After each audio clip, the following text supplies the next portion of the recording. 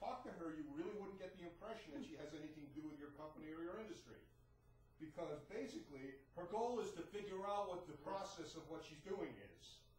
I thought that's what you do before you start interacting with the rest of the world.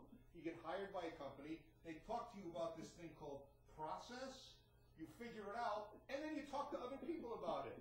You don't field questions for 15 minutes and say, well, that's kind of my goal to figure out what this hiring process is.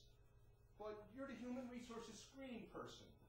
So maybe you should have spent an hour in that training class where they said, this is how we hire people. Instead, she was over at Cinnabon killing time until they gave her a phone, which apparently she doesn't have to pay 50% of. Because if she's making calls like that, she'd be losing money. I mean, how ridiculous could a company be to charge you for your main tool? Probably almost 40% of what you do is conducted over the phone, but we'll give you a desk.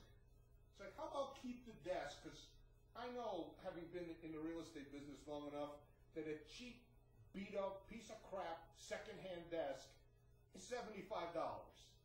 Now, if we figured that my phone calling is costing $10 a month, why don't you give me 7 months of phone calling instead of a desk?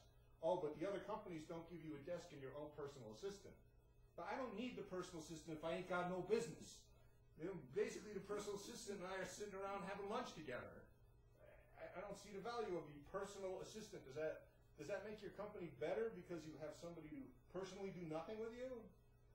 How about a personal trainer? Maybe they shop with you. They shop for the desk and the chair. Oh, it's fucking ridiculous.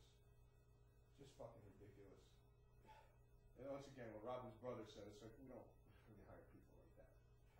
It's like you don't get that far at Smith Barney